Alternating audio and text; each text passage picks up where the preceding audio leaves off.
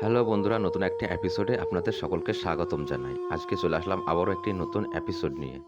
আজকের এপিসোডটার নাম ভয়ঙ্কর কালো বিড়াল ও আমরা। গল্প পাঠে আমি অঙ্কুশ, পোস্টার ডিজাইন করেছেন পলাশ ভট্টাচার্য এবং সাউন্ড এডিটিং করেছেন অরিন্দম ব্যানার্জি। যে সকল বন্ধুরা প্রতিনিয়ত ভয়ানক ভয়ানক ভূতের গল্প শুনে নিজেকে ভয় লাগাতে অনেক বেশি ভালোবাসেন, সেই সকল বন্ধুদের বলছি, যারা এখনও পর্যন্ত আমাদের চ্যানেলটি সাবস্ক্রাইব করেননি তারা এখনই আমাদের চ্যানেলটি সাবস্ক্রাইব করে রাখুন। কারণ আমরা প্রতিনিয়ত ভয়ানক ভয়ানক ভূতের গল্প আপলোড করে থাকি, আর সেই গল্প সবার প্রথমে আপনার কাছে পৌঁছে যাবে। তো চলুন বেশি কথা না বাড়িয়ে হেডফোনটি কানে গুঁজে নিয়ে মনোযোগ সহকারে গল্পটি শুনি। আজকে যে ভৌতিক ঘটনা বলবো সেটা আমার নিজের চোখে দেখা। কোনোদিন ভাবতেও পারিনি এমন কোনো ঘটনার সম্মুখীন হব। কারণ কখন কার কোন বিপদ আসে তা কেউ বলতে পারে না। শহর ছেড়ে আমার মেজো চাচা গ্রামে বাড়ি করেছে। আমার চাচার 2 ছেলে 1 মেয়ে। মেয়েটা সবার ছোট্ট। বড় ছেলের নাম রাফি, ছোট ছেলের নাম সাফি। রাফি আমার থেকে 4 বছরের ছোট, তবে ছোট হলেও আমাদের বন্ধুর মতো সম্পর্ক। আমি চাচার বাড়িতে মাসে একবার হলেও বেড়াতে যাই। আমার গ্রাম খুব ভালো লাগে। রাতের বেলা চাঁদের আলোয় গ্রামের রাস্তায় ঘুরতে মজা করতে আমার খুব ভালো লাগে, তাই আমি গ্রামে ছুটে যেতাম। একবার শীতে চাচার বাড়ি বেড়াতে গেলাম। তখন আমি ইন্টারে পড়ি, সবেমাত্র কলেজে ভর্তি হয়েছি। আর রাফি তখন ক্লাস 9-এ পড়ে। সেবার চাচাদের গ্রামে একটা বড় মেলা হচ্ছিল। আমি আর রাফি বিকেলে মেলায় ঘুরতে গেলাম। অনেক বড় মেলা, অনেক কিছু মেলায় পাওয়া যাচ্ছে। আমরা নাগরদোলাতে উঠলাম, অনেক কিছু খেলাম। কিন্তু এত তাড়াতাড়ি যে রাত হয়ে যাবে ভাবতেও পারিনি। এশার নামাজের যখন আজান পড়লো, তখন রাফিকে বললাম রাত হয়ে গেছে, এখন চল বাড়ি যাই। রাফি বলল, কি যে বলো, কেবল এশার আজান দিল, বাড়ি যাওয়ার তো এখনো অনেক দেরি আছে। চলো আমরা সার্কাস দেখি। আমিও ওর কথায় কিছু না ভেবে বললাম, চলো আজকে সার্কাসই দেখব। কিন্তু সার্কাস দেখা শেষ হলে যে রাত 12টা বাজবে তা কিছুতেই কল্পনা করতে পারিনি। মেলা থেকে বের হয়ে বাড়ির দিকে হাঁটতে শুরু করলাম। তখন আমার মনে কেমন যেন ভয় ভয় লাগতেছিল।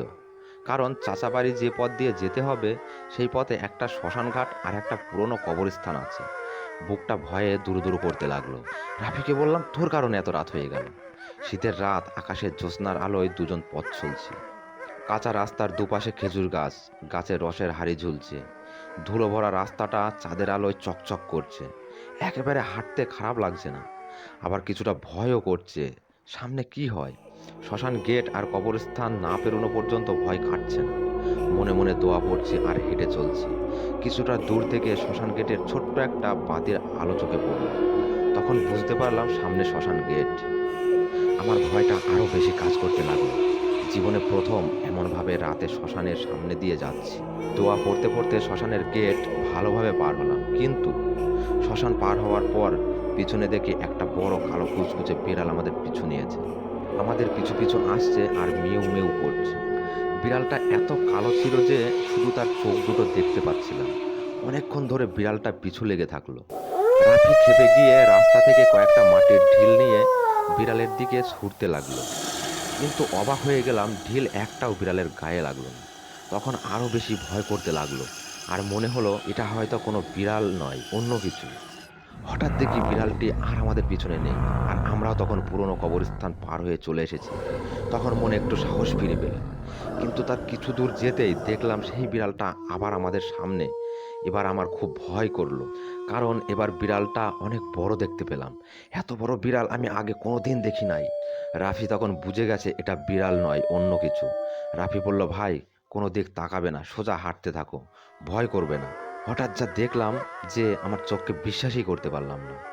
দেখলাম বিড়ালটার সামনে একটা বড় শিমুল গাছে উঠে পড়লো আর অনেকটা বড় আকৃতি ধারণ করলো। আমার দৃশ্যটা দেখার পর সারা শরীর কাঁপতে শুরু করলো। রাফিও ভয়ে সামনের দিকে এগিয়ে যেতে পারছে না।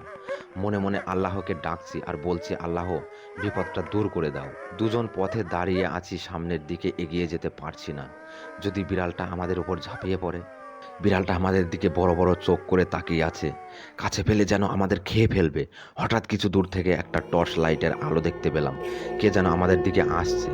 লোকটি আমাদের কাছে আসতেই আমাদের দিকে টর্চের আলো মেরে বলল, কে ওখানে? রাফিরা নাকি? রাফি বলল, হ্যাঁ। স্বস্তির নিঃশ্বাস ফিরে এলো। দেখলাম আমার চাচা আমাদের খুঁজতে বের হয়েছে। চাচা রেগে গিয়ে বলল, এত রাতে কোথায় ছিলি তোরা? চাচাকে বললাম, ওই দেখো শিমুল গাছে কি। চাচা গাছের দিকে টর্চের আলো মারলো, কিন্তু কিছুই দেখতে পেল না। চারপাশে টর্চের আলো দিয়ে কোথাও সেই বিড়ালকে আর দেখতে পেলাম না। হাঁপ ছেড়ে বাঁচলাম। চাচার সাথে বাড়িতে এসে সব ঘটনা খুলে বললাম। চাচা সব কথা শুনে বলল, আজকে তোমরা অনেক বড় বিপদ থেকে বেঁচে গেছো, আল্লাহকে অনেক ধন্যবাদ দাও। এরপর থেকে চাচা বাড়ি গেলেও রাতে শ্মশান আর কবরস্থানের রাস্তার দিকে যায় না। আল্লাহকে অনেক শুকরিয়া যে সেদিন চাচাকে আমাদের খুঁজতে পাঠিয়েছিলে। ঘটনাটি আজও আমায় ভীত করে দেয়। আজকে এই পর্যন্তই, সবাই ভালো থাকবেন। গল্পটা আপনাদের কেমন লাগলো কমেন্ট করে জানাবেন। গল্পটা যদি আপনাদের এতটুকু ভালো লেগে থাকে তাহলে বন্ধুদের মাঝে শেয়ার করে বন্ধুদের একটু শোনার সুযোগ করে দেবেন। নমস্কার।